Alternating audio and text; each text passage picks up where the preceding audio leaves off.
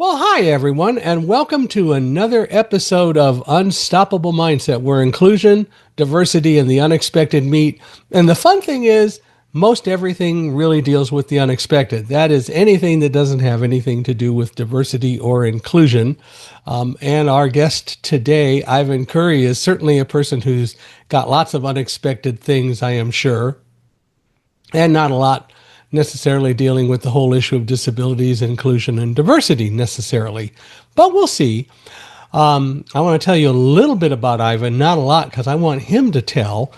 But as many of you know who listen to Unstoppable Mindset on a regular basis, I collect and have had as a hobby for many years old radio shows and did a radio program for 7 years almost at UC Irvine when I was there on KUCI, where every Sunday night we played old radio shows. And as it turns out, Ivan was in a number of those shows, such as Let's Pretend, which is mostly a children's show, but I got to tell you, some of us adults listened to it as well as other programs. And we'll get into talking about some of those things.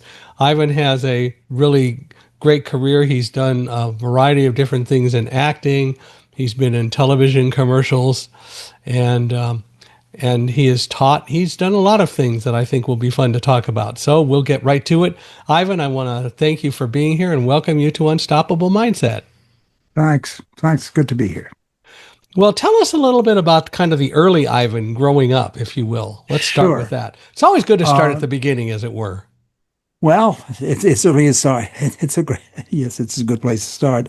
About the time I was 4.5, that's a good time to start. I walked past the RKO 81st Street Theater in New York, which is where we lived, and there was a princess in a castle, kept in the front of this wonderful building that had photographs all over the place.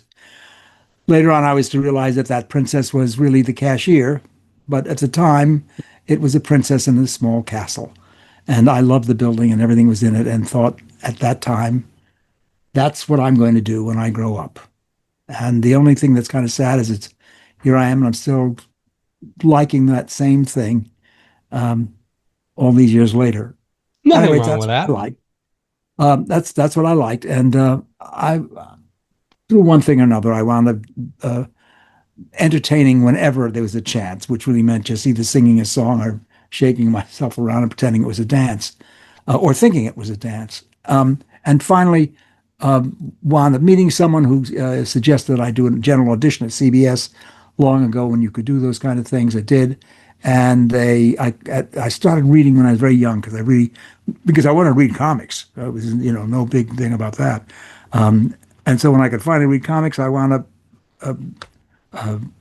being able to read and doing it well. And did a general audition at CBS. They liked me. I had a different kind of voice from the other kids that were around at the time, and so I began working. And most in my career, this was once they found the kid who had a different voice than the others, then you could always be the kid brother or the other brother. But it was clear that I wasn't the kid with the whiny voice. I was the kid with the butch voice, so they knew who was who. And so I began to work, and I worked a lot in radio and did lots and lots of shows, hundreds, thousands. You mentioned the comics. I remember when we moved to California, I was 5, and I was tuning across the dial one Sunday morning and found KFI, which is, of course, a long-time station out here. It was a clear channel station. It was one of the few that it was the only channel or only station on that frequency. And on Sunday morning, I was tuning across, and I heard what sounded like somebody reading comics, but they weren't just reading the comics, they were dramatized. And it turns out it was a guy named David Starling who did other shows, and so I got his name, but on that show, he was the funny paper man.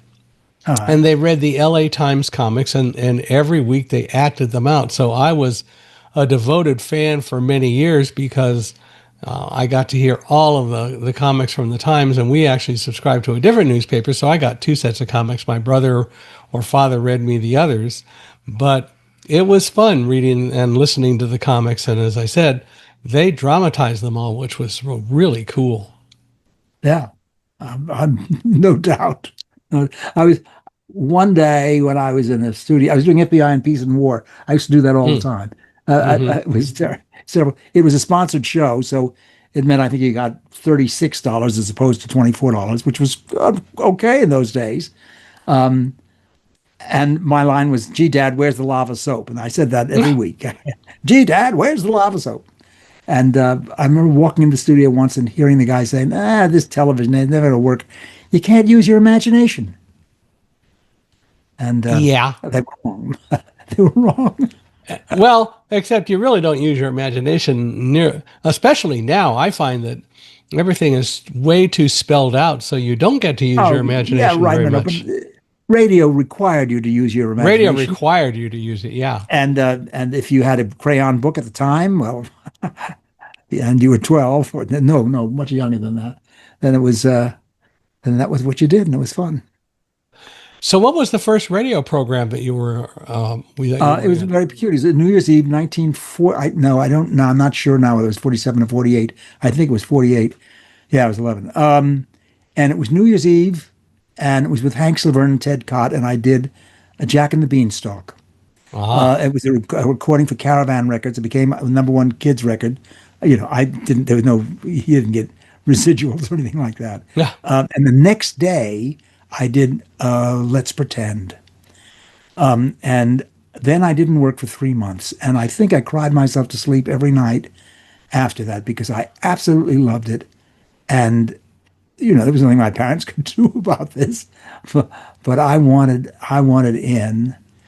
And about 3 months later, I finally got to do another show. Peculiarly, the next show I did was a lead opposite Helen Hayes in a play called No Room for Peter Pan. And I just looked it up. It was May. I looked it up and I lost it already. I think it's on that. Wait a minute. I think I may know what it is. Stay tuned. Yeah. No, now May. Nope, nope, nope. It's always it was Okay. not. That's what it was, May 1949.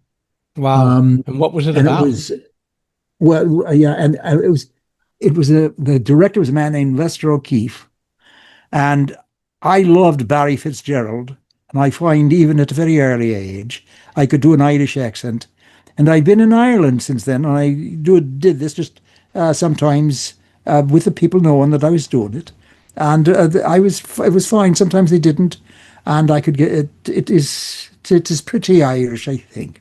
At any rate, he asked me father, who was born in Russia, if we spoke Gaelic at home. Hmm. We didn't. And so I did the show and it was fine. Then I did a lot of shows after that because here was this 11-year-old kid who could do all this kind of stuff. So, what was No Room for Peter Pan about? Oh, it was about a midget Oh, who is a young man, a young boy who never grows up, and there's a mind. He becomes a circus performer, and he becomes a great star, and he comes back to his town to his mother, and there's a mine disaster, and the only one who can save them is this little person, and the kid doesn't want to do it, and there's a moment where Helen Hayes, who played the lead, explained about how important it is to give up your image and be a man, be a real man, and do the thing that's hmm. the right thing to do. And so that was the story. What show was it on? What series? Electric Theater. Electric Theater. Electric Theater with Helen Hayes. Okay. I'm going Did to you ever have to, listen to it? I don't Do you think know? I've heard that, but I'm going to find it. Well, yes, there's that one. And then almost very soon afterwards, I did another important part with Walter Hamden, and that was on Cavalcade of America. Ah, okay. And that was called Footlights on the Frontier, and it was about Joseph Jefferson and the theater of the time, where the young kid, me, meets Abraham Lincoln, Walter Houston, and he saves the company. Well, those are Hmm. the first shows. It was downhill from there. Oh, I don't know. Well, here we go. But you enjoyed it, and of course, Oh, I loved it. Yes, while you were I think doing that's the this, thing about for a long time. I was very friendly with Richard Lamparski. Who, I don't know if you remember him, but he wrote Whatever Became of, wrote a series right? of books. Whatever Became of was did a lot. And we were chatting, and he said that one of the things he noticed is that people in theater, people in motion pictures, they all had a lot of nightmare stories to tell about people they'd worked with, and how radio actors did not have so much of that. And I believe that. You came in, you got your script, you worked with people you liked mostly. If you didn't, you'd lose, you wouldn't see them again for another. You only had to deal with them for 3 or 4 hours, and that was in the studio. And after that, goodbye. Yeah. What was your favorite show that you ever did? Um, and it seems to me it's a kind of almost impossible. For me, Yeah. I don't know, because there were Yeah. a lot of them. I did There were a like a lot of lot of fun them. ones. Um, I'll tell you a thing about that I found, and I wrote about it. There are only four reasons really for having a job. One of them is money. One of them is prestige. One of them is learning something, and the other is having fun. And if they don't have at least two, you ought to get out of it. Yeah. And I just had a lot of fun. I really like doing it. I think that's one of the things that keeps you going now. So many of these old time radio conventions, which are a part of my life now, at least sometimes, has to do uh, with working with some of the actors. It's like tennis. It's like a good tennis game. You send out a line and you don't know how it's going to come back and what they're going to do with it, and uh, that's kind of fun. Well, so while you were doing radio, and I understand you weren't necessarily doing it every day, but you were, Almost. well, almost, but you were also going to school. How did all that work out? There is I went to professional children's school. I went to a lot of schools. I went to a lot of schools only because mostly I would fail geometry or algebra, and I'd have to take summer session. And I go to summer session and I'd get a film, and so I'd leave that session of summer session and do the film and come back and then go to another one.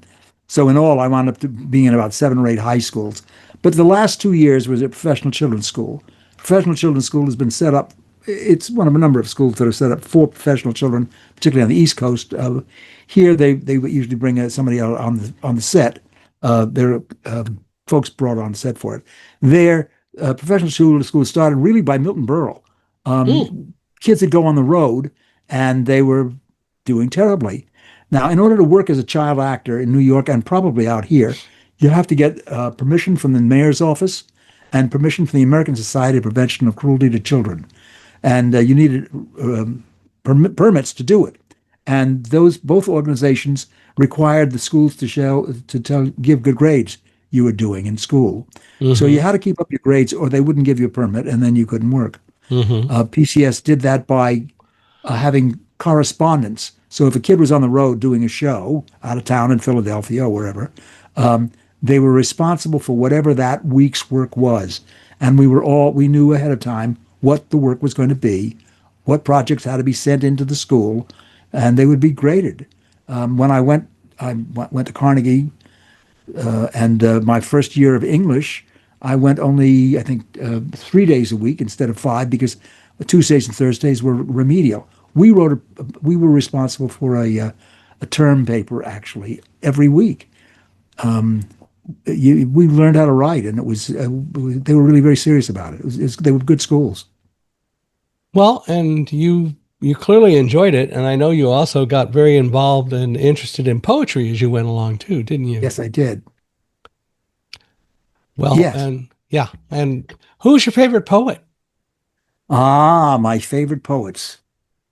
That is hard to say who my favorite is, but certainly they are um, More than one is fine. Langston Hughes, Mary Oliver, W.H. Auden. One of my favorite poems is by Langston Hughes. I'll do it for you now. It's real easy. Birthin' is hard, and dyin' is mean. So get yourself some lovin' in between. There you go.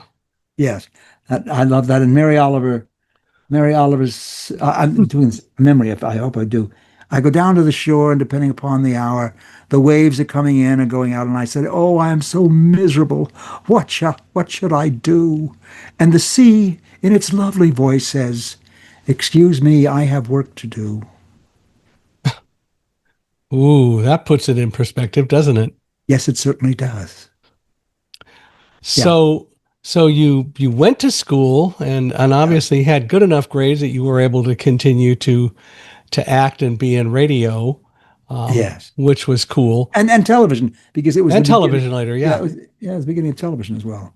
So I know one of the shows that you were on was the Jack Benny show. What did you do for Jack?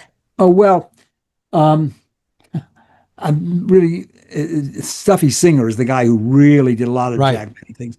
But what happened is that when Jack would come to New York, if there was a kid they needed, that was me. And so I did the Benny show, I don't know, 2 or 3 times when he was in New York. Um, I, I did the Jack Benny show 2 or 3 times, but I was not. So you He were you was a were nice man. He came in, we did the show. I went home. you were That's a all. part-time beaver, huh?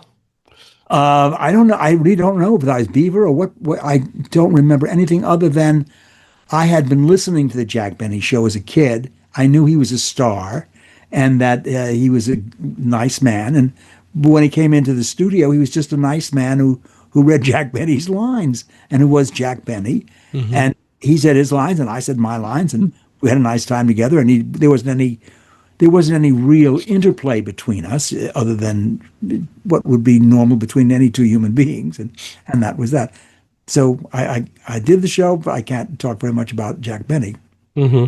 Did you did you primarily read your scripts or did you memorize them at all? Oh no, Or no, the radio. That was the thing about radio. Radio, that was sort of the joy. You read. It was all about reading. it's all about reading? Yeah, and one of the things about that was just that I feel lucky about is that I can pretty well look at a script and read it. Usually read it pretty well with before the first time I've ever seen it, Mm. and that's cold reading, and I was pretty good at that, and still am. Did you find that as you were doing scripts and so on, though, and reading them, that um, that changed much when you went into television and started doing television? I don't know what you mean by Well, changed. did you still read scripts and? Yeah, no, no. Well, the way a television show usually goes Hmm. as an actor. Well, even when I directed television shows, I used to direct a lot of soap operas. Not a lot, but I directed soap operas. But there'd be a week's rehearsal for a show, Mm. Danger, Crime Syndicated, or anything, and so there'd be a week's rehearsal. The first thing you do would be have a sit down read. So you'd Hmm. all read the script, and then you holding the script in your hand, walk through the scenes. Sometimes the director would have blocking that they knew they were going to do, and they say, "Here's what you do: you walk in the door, etc." Sometimes they say, "Well, go ahead, just show me what you'd like, what it feels like," and from that, blocking is derived. And then you go home and you try to memorize the lines, and you feel perfectly comfortable with it as you go when you leave, and you come back the next day and discover you got the first line down, but from there on it's dreadful.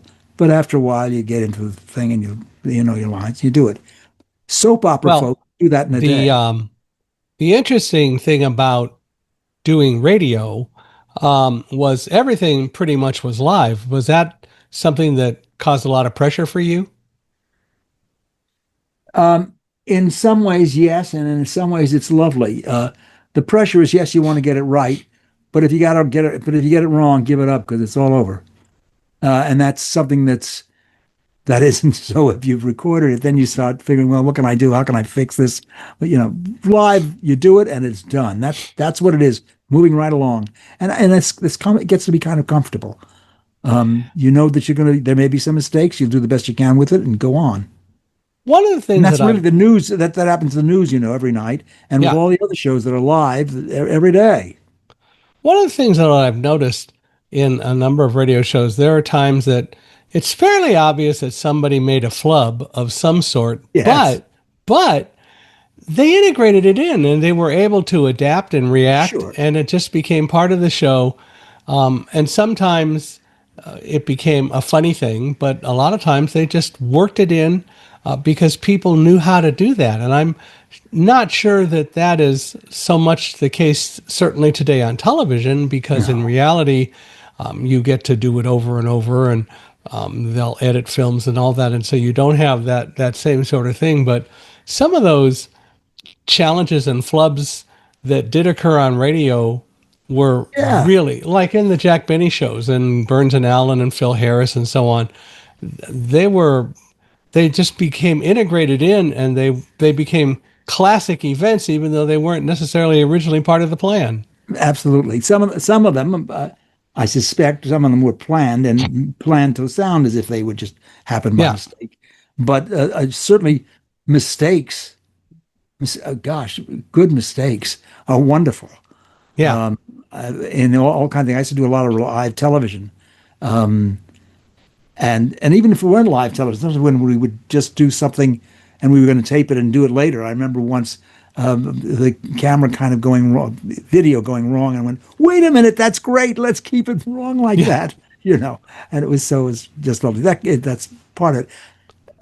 It's the art of improvisation. What the yeah. hell? And I think there was a lot more of that certainly in radio than there is on television today, because very Yeah. few things are really live in the same sense. No, there are some kinds of having written, there are some type formats that are live. The Yeah, news is live. the news is live. There's no, there are, there used to be, and there may still be some of the afternoon shows, the kind of morning and afternoon shows where it was show and tell. Uh, Doctor, whatever his name is, Dr. Doctor. Phil. Yeah, it may be live, or it's shot as live, and they don't really have a budget to edit, so it's got to be real bad before they edit. Yeah, I used to do a show like that called Woman for CBS. So there are shows that are live like that. Sport events are live. Um, a lot from Kennedy Center is live. Uh, uh, there are um, there are lots of programs that are live, concerts that are yeah, live. There you are. A lot of them, America's Got Talent, might as well be live. So there's a lot of that, and certainly things go wrong, and they ad lib, and that's the way it goes. In fact, there's some lovely things that happen out of that.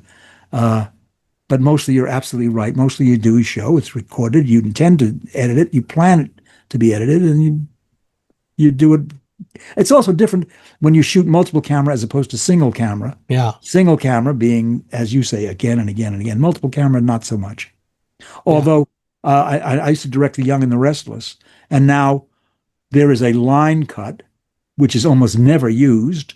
It's the intention, but every shot is isolated and then cleaned up so that it's whatever is possibly wrong with it gets clean. hmm. Yeah. It's a sign of the changing times and how things Yeah, I have don't evolved. necessarily think it's bad. It's just a Yeah, different thing. it's different. In fact, that's a kind of question I'm really puzzled with right now for the fun of it, and that is about AI. Is it good or bad? Well, and it's like anything else, of course. It depends.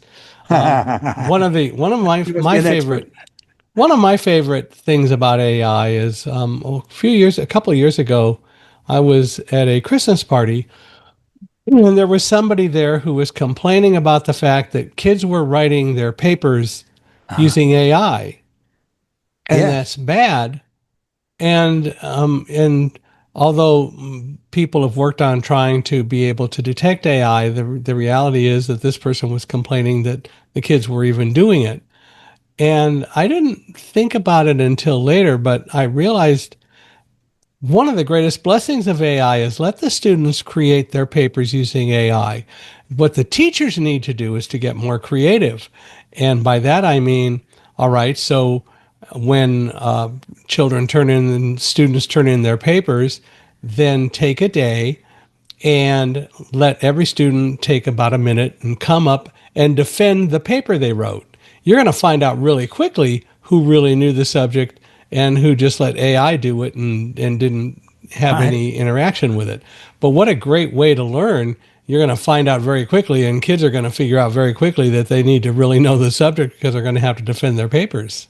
yeah, no, I think that's fine. I don't like the amount of electricity that it requires and what it's doing to our needs for water because it has to be cooled down. So there's some physical things that I don't like about AI. And I think it's like when you used to have to go into a test with a slide rule and you couldn't use your little calculator. Well, now I use a calculator. it's out of the bag. You can't put it back anymore. It's a part of our life, and how Right. to use it is the question. And I think you're absolutely right. I don't even know whether I'm not even sure you need to check the kids. If they it how will we get to use AI? It is with us. Well, but I think there's the value of checking and Oh, testing the I am with you. I don't kids. think it's wrong. I think you're No, no, right. no. But I think the value is that it's going to make them really learn the subject. I've written articles and I've used AI to write articles, and I will look at them. I'll actually have it create like 8 or 9 different versions, and I will decide what I like out of each of them, and then I will add my part to it because I have to make it me, and I've always realized that. So I know anything that I write, I can absolutely defend because I'm very integrally involved in what I do with it. Although AI has come up with some very clever ideas that Yeah, I hadn't thought of, but I still add value to it. And I think that's what's really important. I did I- I've been writing stuff for a while, and one of the things I did is I wrote a little piece, and I thought, well, what would AI do if they took the same piece? How would they do it? So I put it in and said, rewrite it. They did. It was kind of bland. They'd taken all the life out of it. It wasn't very good. Yeah, So then I said, well, wait a minute, do the same thing. Write it as if it were written by Damon Runyon. there you Uh, go. and so they took it and they did that, and it was way over the top and really ugly. But it I kind of had fun with what the potential was and how you might want to use it. I mean, I think the way you're using it is exactly right. Yeah, it's how you use it, When and I'm just as curious when you do that, when you said you write something and you ask them to do it 4 or 5 times, or many times, how do you require them to do it differently? well, there are a couple different ways. One is there are several different models that can use to generate the solution, but even leaving aside, Such as, oh, let's see. One is you go out and do more web research before you actually do the writing, uh-huh, and so that's one thing. And another, I'm trying to remember. There were like 6 models that I found on one thing that I did yesterday, wow, and but the other part about it is that with AI, yeah, the other thing about AI is that you can just tell it you don't like the response that you got. okay, all right, yeah, I got it. And when you do that, it will create a different response, Ah, which is one of the things that you want. right, So that works out pretty well. And what I did on something, I wanted to write a letter yesterday, and I actually had it write it. I actually had it do it several times. And one time I told it to look at the web to help generate more information, which was pretty cool. But the reality is that again, I also think that I need to be a part of oh, the solution. So I had to put my comments into it as well, sure, and that worked out pretty well. okay, right, Yeah. So I mean, it's cool, and it worked. And so the bottom line is we got a solution. But I think that AI is a tool that we can use, and if we use it right, it will enhance us. And it's something that we all have to choose how we're going to do. yeah. I, I, there's no Yeah, there's condition no about that. question about that. So tell me, you were successful as a young actor. So what advice or what kind of thoughts do you have about youth success, and what's your takeaway from that? Um, the good, yeah. There are a lot of things. Um,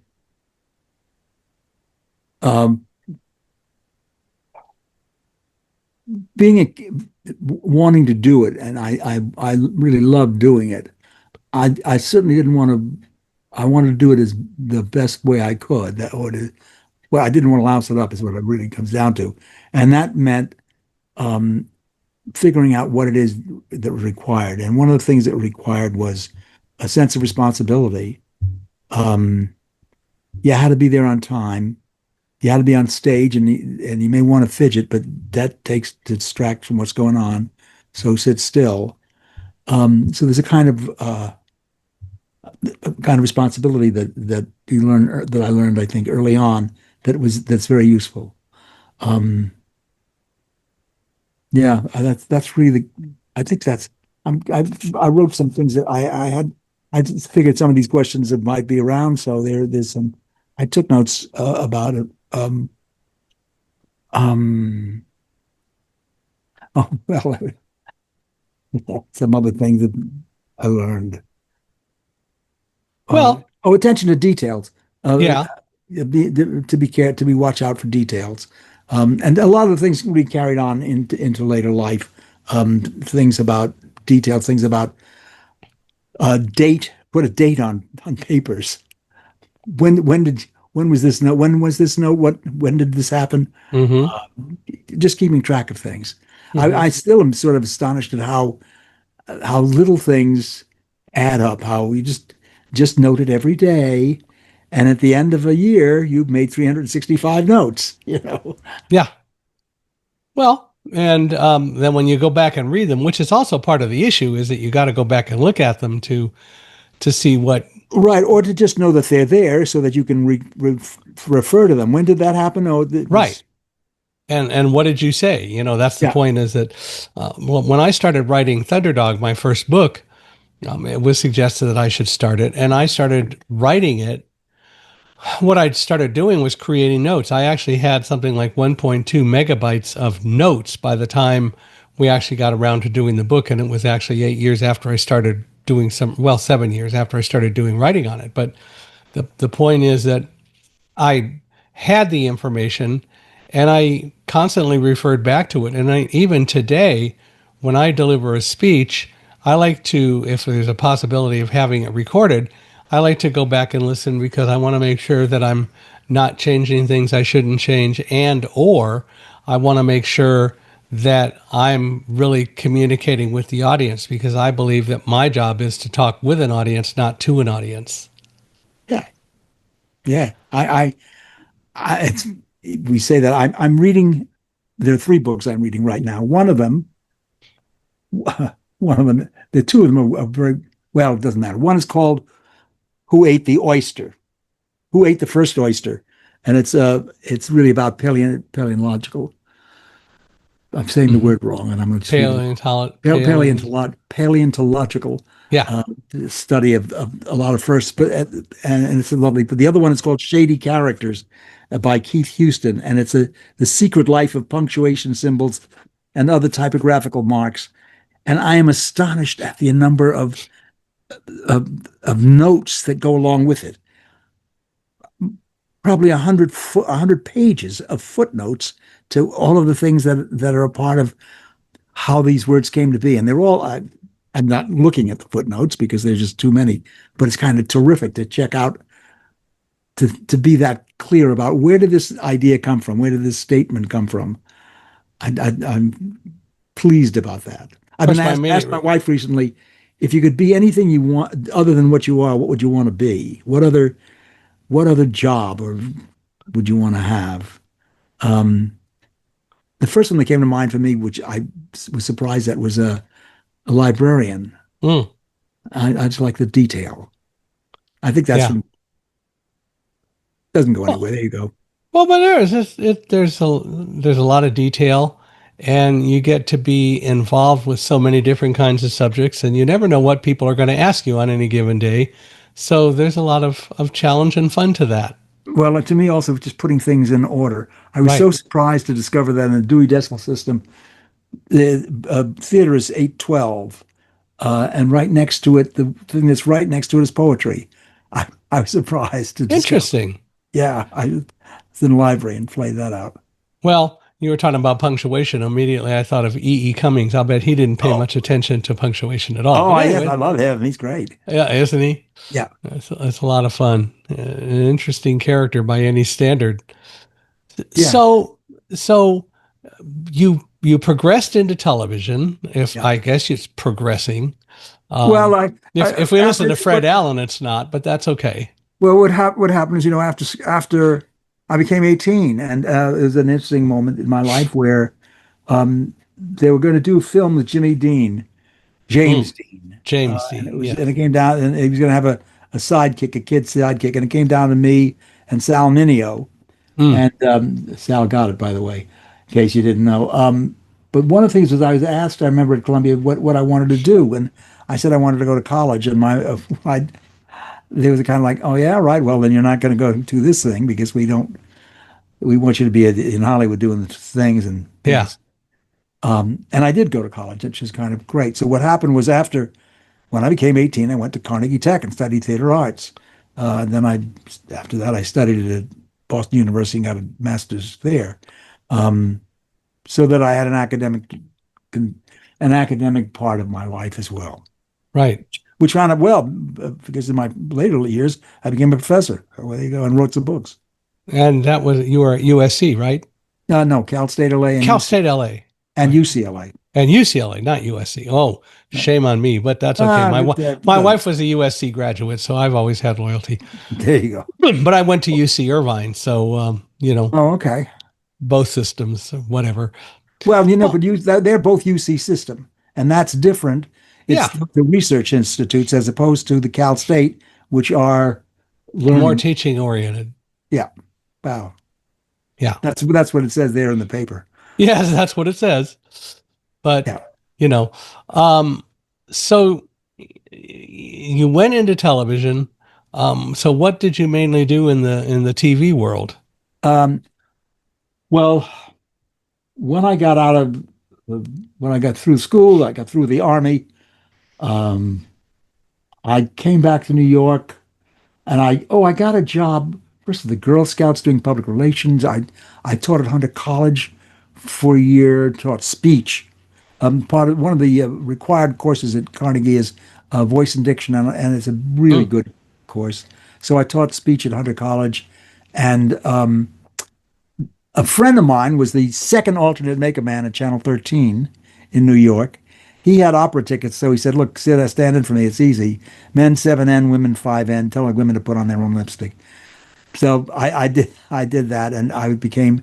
Then he couldn't do it anymore, so I became the second alternate makeup man. Then it didn't matter. Within 6 months, I was in charge of makeup for NET, which I could do. I had hmm. studied it, and I was able to kind of get away with it. And I did some pretty good stuff, some prosthetic pieces, and yeah, it was okay. But I really didn't want to do that. I wanted to direct if I could, and so then they knew that, and they knew that I was going to leave if because I wasn't going to be a makeup man. I didn't want Yeah. to do that. So I became a stage manager, and then an associate director, and then a director at Channel 13 in New York. And I directed a lot of I did Actors Choice. The biggest show I did there, or the one that I did a lot of. I also worked with a great guy named Kirk Browning, who did the a lot of the NBC operas and who did all of the opera stuff in for NET. Hmm. And then I wound up doing a show called Soul, which was a black variety show. But when I say a black variety show, it was with James Baldwin and but by the OJs and the Unifics and the Delphonics and Maya Angelou. And Ah, so it was a black culture show, and I was the only white guy except yeah. for the camera crew there, but had a really terrific time. Left there and went and directed for CBS. I did Camera 3, so I did things like the 25th anniversary of the Juilliard String Mm, Quartet. hmm. But I was also directing a show called Woman, which was one of the earliest feminist programs, where I was the only male in an all-female show. And actually, I left and became the only gringo on an all-Latino show called Aquí y Ahora. So I had a strange career in television as a director, and then did a lot of commercials. For about 27 years, I directed or worked on the Men's Wearhouse commercials. Those are the facts. I guarantee it. Did you get to meet George Zimmer? Oh, very, very, very often. Right. 27 years worth. I would figure. Yeah, I mean, when I met him, he was a boy, a mere boy. Did you act during any of this time, or were you No, no. mostly Once, behind once the I, camera? once I, well, the only the only acting I did was occasionally I would go now in a store near you, and Got it. and I had this voice that they decided, Ivan, we don't want you to do it anymore. It just sounds too much like we want let George do this, please. So you didn't get to do much saying of things like, but wait, there's more. And that, no, not at No. all. Okay. Okay. Oh, but you do that very well. Let's try that But again. wait, there's more. Yeah. Okay. Well, Right. that's cool. Yeah, Well, that was. It was kind of fun. And it was kind of fun. But there too, it was kind of fun to figure out things. I remember we had a thing where some of those we did some commercials, and this is the thing I sort of figured out. Customers would call in, so we recorded their call-ins, and we said it was the call was being recorded. We took the call-ins, and I had them sent to a typist who typed up what they wrote. That was sent to New York to an advertising agency who would extract questions or remarks that people had made about the stuff. The remarks, the tapes would be then sent to who did that? I think we edited the tapes to make it into a commercial, but the tags needed to be done by an announcer who said in a store near you or opening soon or right. in Wyoming, and so the announcer for the Men's Wearhouse was a guy in Houston, so we'd send the thing to him, and he'd send us back a digital package with the tags. And the fun of it was it was from the calls are from all over the world. The edits on paper were done in New York. The physical work was done in San Francisco. The announcer was in Houston, and and it was just kind of fun to be able to do that. To see, particularly having come from 1949, Yeah. where that would have been unheard of. To kind of have that access to all that was just fun. It was kind of fun. But think about it now, of course, where we have so Yeah. much with the internet and so on. It'd be so much easier in a lot of ways to just have everyone meet on the same network Yeah, but and do it. now it's nothing. I mean, Yeah. now it's just that's the way it is. Come on. Yeah, exactly. Yeah. So one of the things that I've been thinking about is that yes, we've gone from radio to television and a whole new media and so on. But at the same time, I'm seeing a fairly decent resurgence of people becoming fascinated with radio and listening to the old programs. Do you see that? Well, I wish I did. I don't. My take on it comes strictly from so anecdotal. It's like in my grandkids. Mm-hmm. I have these shows that I've done, and it's Grandpa, and here it is, and it's the Bobby Benson Show, or it's Cavalcade of America, whatever. 30 seconds. That's what they give me. Yeah. 30 seconds. And it's like, thanks, Grandpa. Not even thanks, thanks. Grandpa. They're out of Yeah. there. Whoopee. So I don't know. I think maybe there may be something, but I'd want some statistical evidence about Well, it. but one of the things I'm thinking of when I talk about the resurgence is that we're now starting to see places like Radio Enthusiast to Puget Sound reps doing recreations of old Oh, shows. yes. Carl Amari has done the Twilight Zone radio shows. There are some things that are happening, but reps, among others, and Spurtback to some degree. Yeah. Spurtback is the Society for the Prevention. Oh gosh, A Society of Prevention, not cruelty to children, although No. that might be Society of Enrichment of Preserve- Radio, Drama, and Comedy. right? Society to Variety, Preserve and Encourage. yeah. But And reps is regional enthusiasts of Puget Sound. of Puget Sound. And Reps does several recreations a year. In fact, there's one coming up in September. Are you going to that? Yes, I am. Well, I'm supposed to be. Yes, I think I. Yes, I am. Who are you going to play? I have no idea. Oh, you don't know yet. Oh, okay. No, that's part of the fun. You get there. I think they're going to have me do a Sam Spade. There's another organization up there called the American Radio Theater. Right. And I like some. I love those people. And so they did a lot of Sam Spade, and so I suspect I'm going to be doing a Sam Spade, which I look forward to. I was originally going to it, to the Reps event.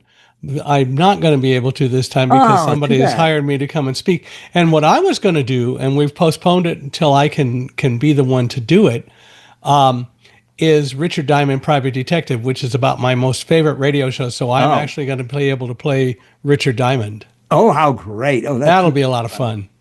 yeah. So it'll probably be next year at this point now, but it Uh, will happen. I And then think this may yeah, go ahead. this may be my last show. It's getting tough to travel. Yeah, yeah. I don't know. We'll see. Let's see what happens. But Yeah. it is fun, and I've met several people through there. Carolyn Grimes, of course, who played Zuzu on "It's a Wonderful Life." Hmm. Um, and in fact, we're going to have her on Unstoppable Mindset in the not too distant future, which is great.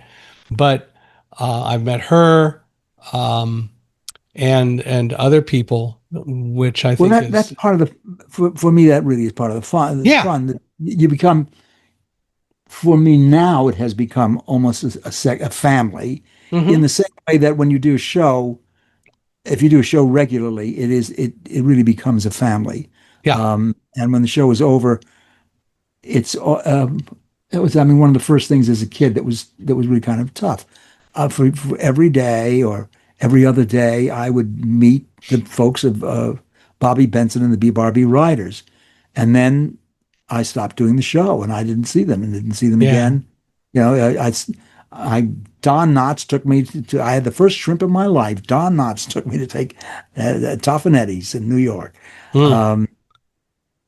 Then I did another show called Papa Cellini, which was a kind of Italian version of the Goldbergs, and I was part of that family. And then that kind of went away. I was Portia's son on Portia Faces Life, and then that one. So you have these families, and then you lose them. But by going to these old events, there is that sense of family, and there are also, what is just astonishing to me is all those people who know stuff. One day, I mentioned Frank Milano. Now, nobody who knows Frank Milano. These guys knew them. Hmm. Oh, Frank, yeah, he did. Frank Milano was a sound was did animal sounds. Mm. There were two guys who did animal sounds particularly well. One was Donald Baines, who I worked with on the first day I ever did anything. He played the cow uh, on Jack and the Beanstalk, and Frank. Don had a wonderful barroom bit, and that was that he could do the sound effects of a fish. Wow. Yes, I saw Okay. that smile. I saw that smile. And Yeah. so, what is the sound effect of a fish? So now you got to be very quiet. Here's the sound effect of a fish. This was what he won $5 bets with. You ready? Here we go. Sure. Good job. Yeah, right. It was just terrific. Good job. Yeah. Yeah. It's like what was it on um was it Jack Benny? They had a kangaroo, and I think it Yes. was Mel Blanc was asked to do the kangaroo, Yes. which is of course another one where there's not really a sound, but you have to come up with a sound to do it on radio. Right. Yes. Well, there were And also, oh my God, there were people who wanted, I could do dialects. I could do lots of the German. I could do, the French was very easy for me to do. yeah, So I did lots of, and I got lots of jobs because I was a kid and I could do all these accents. There was a woman named Bryna Rayburn, and I used to do a lot of shows in National Association of Churches of Christ in the United States, mm, and the guy who was the director, John Gunn, we got to know each other. He was talking about we talked about dialects. He said Bryna Rayburn had come in. She was to play a Chinese woman, and she really asked him seriously, "What part of China do you want her to come from?" oh wow, I thought that was just super, and she was serious. She could yeah, tell the difference. I which remember is I cool. studied dialects in college, not long after I could do them, and discovered that there were many English accents. I knew two or three. I could do Hmm. a kind of Cockney. I could A do Cockney High accent, of English and a course. couple of others, but there were lots of them that could be done.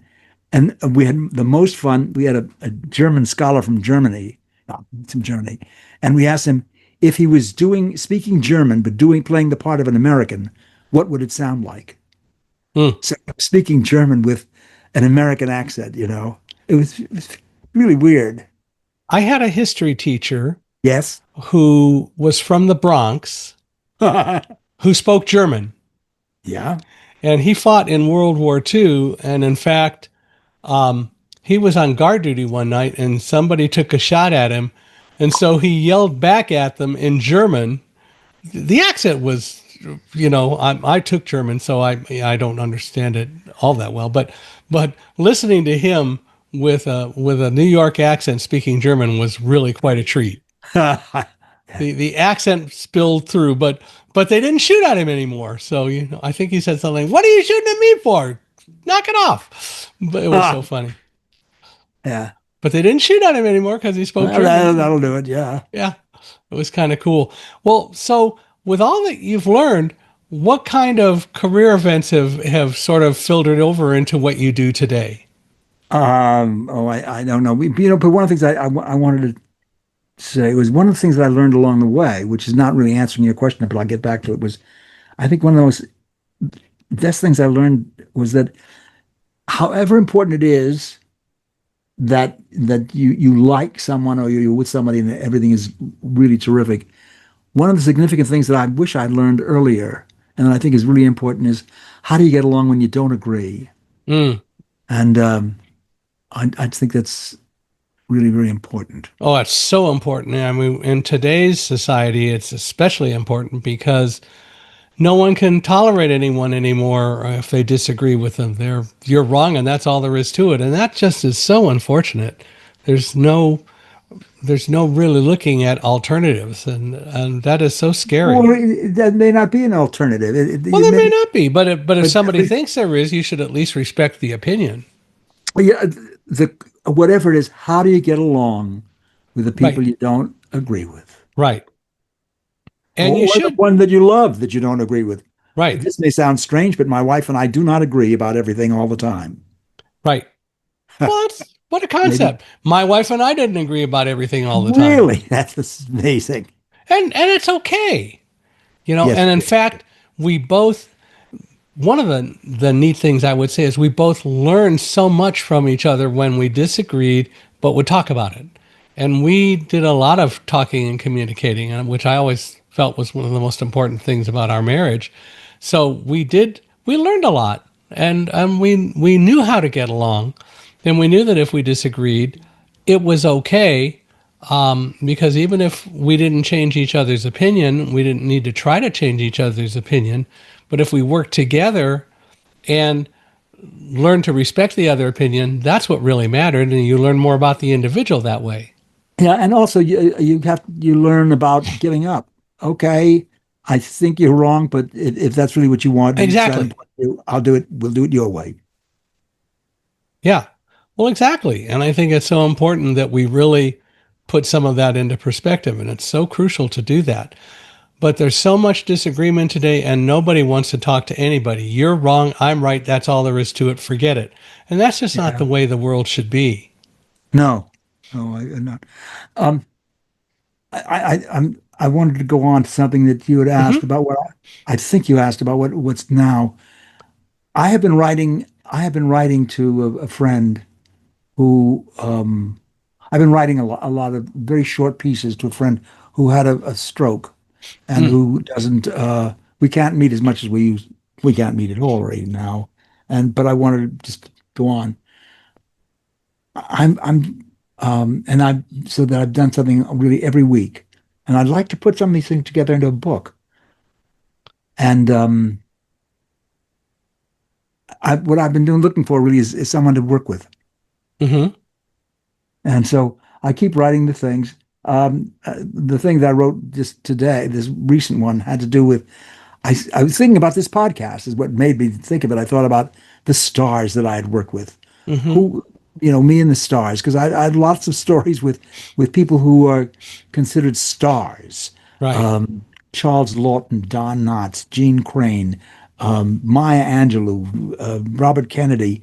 The one I wrote about today, I wrote about two people. I thought it'd be fun to put them together: James Dean and Jimmy Dean. Mm. James Dean, I'm just going to tell you the stories about them because it's the kind of thing I'm writing about now. James Dean, we worked together on a show called Crime Syndicated. Okay. He had just become really hot in New York, and we did this show where there were a bunch of probably every teenage actor in New York was doing this show. We were playing two gangs, and Jimmy had an extraordinary amount of lines. And we said, "What the hell are you going to do, Jim? If you lose lines?" He said, "This is live." And he said, "No problem." Yeah. And then what he said is, "All I do is I start talking, and then I just move my mouth like I'm talking, and everybody will think the audio went out." Ooh, And clever. and that's what he was planning on doing. I don't know if he really was going to do it. He was perfect, He's just wonderful. He did his show. The show was great. We were all astonished to be working with not astonished, but really glad Yeah. to just watch him work because he was just so very good. And we Hmm. were glad we had a job. Um, and then stories with Jimmy Dean. There were a couple of stories with Jimmy Dean, the singer and the guy of Sausage. Right. The last one, to make it as fast, the last one was we were in Nashville at the Grand Ole Opry, Opryland Hotel. I was doing a show with him, and we were sitting in the bar, the producer and some other people, and there was a regular. Graceland has a regular kind of bar. It's a small bar, chatter, cash register, husband wife team on the stage singing, and suddenly as we were talking, it started to get very quiet. And what had happened is Jimmy Dean had come into the room. He had taken the guitar and he started to sing. And suddenly it just got quiet, very quiet in the room. The register didn't ring. He sang one song and he sang another song. There's applause. He said, "Thank you." Gave the guitar back to the couple, walked off the stage. It was quiet while the couple started to sing again. They were good. They started to sing. People began to chatter again. The cash register rang. Da, da, da, da. And I certainly have no idea how he managed to command that room to have everybody shut up while he sang and Hmm. listen to him. He didn't do anything. There was nothing, no announcement. It wasn't like, "Oh, look, there's Jimmy." It was just his performance. It was great, Yeah. and I was really glad to be working with him the next day. Well, and I think that having that kind of command and also being unassuming about it is pretty important. If you've got an ego and you think you're the greatest thing and that's all there is to it, that shows too. Yeah, And well, some and people live that, on it. Some yeah, people they live on do. that ego, Yeah. and and are successful on it. I don't think that was it certainly wasn't what he No, was. no, no. I'm not saying that. I'm sure it Yeah, wasn't. That's my point. yeah, no, I Because understand. I think that the ultimate best people are the ones who don't do it with the ego or really project that ego. I think that's so important. As I said earlier, for me, when I go to speak, my belief is I'm going to to do what I can to help whatever event I'm at. It isn't about me at all.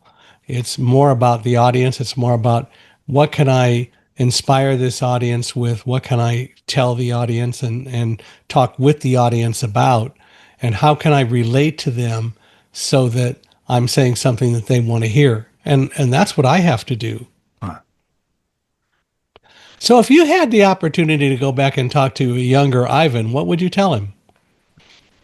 Cut velvet. No, There you go. no. What? I don't. I really don't. I don't know. Talk like a fish more often. Talk like a fish more often. Yeah, maybe. No, no. I don't. I really don't know. I don't know. I think about that sometimes. It always seems to be a question. What really it's a question. What mistakes did you make in life that you wish you hadn't done? What door had you wish Yeah. you had Yeah. opened that you didn't? Yeah. And I really don't. I don't know. I can't think of anything that I would do differently. And that I think is a weakness because surely there must be things like that. I think a lot of things that happen to one in life anyway have to do with luck. Hmm. That's not it's certainly not original, but I was surprised to hear one day there was Obama was being interviewed by who was it? By one of the guys I've forgotten his name, and he was talking about his career, and he said he felt that part of his success had been a question of luck. And I was very surprised to hear him say that. But even with my career, I think a lot of it had to do with luck. I happened to meet somebody at the right time. Um, I didn't meet somebody at the right time. I think if I were to do so, if you would you did ask the question, and I'd be out more. I would be. pitching more. Hmm. I think I've Okay. been lazy in that sense. If I wanted to do more, that, and I've come to the West Coast quicker. But I was doing a lot of shows in New York and having a good time. And Well, and that's important too. yeah, so I don't know that I've changed. Yeah, and I don't know that I would find anything major to change. Um, I think if somebody asked me that question, I'd say, um, tell my younger self that life is an adventure, enjoy it to the fullest, and have fun. Oh well, that's yes. That well, see, I always believe that. So that Yeah. was not a Um, question for me. I mean, in fact, yeah, it's one of the things I told my kids that Abraham Lincoln, said that really in a way a long time ago. He said that you choose you a lot of way you see your life has to do with the choices you make about how to see it. right. Yeah, which is so cool. Right, and Well, one of the I've ways you might see it is have fun. absolutely. Well, Ivan, this has been absolutely fun. We've been doing it for an hour, believe it Okay, or not. And I want to thank you for being here. And I also want to thank everyone who is listening for being with us today. I hope you've enjoyed this conversation. And I'd love to hear what your thoughts are. Please feel free to email me. I'd love to hear your thoughts about this. Email me at michaelhi@accessibe.com. So, Ivan, if people want to reach out to you, how do they do that? oh dear. Oh wait a minute. Here we go. I got to stop this. Um, iCuryo at gmail.com. ICURYO at gmail.com. There you Curry, go. Curry, one R and an O at the end of it, not a zero.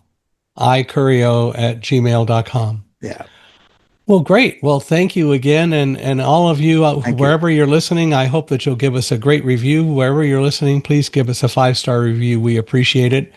And Ivan, for you and for everyone else listening, if you know anyone else who ought to be a guest on our podcast, love to hear from you. Love an introduction to whoever you might have as a person who ought to come on the podcast, because I think everyone has stories to tell, and I want to give people the opportunity to do it. So once again, I want to thank you, Ivan, for being here. We really appreciate it. Thanks for coming on and being with us today. Thank you.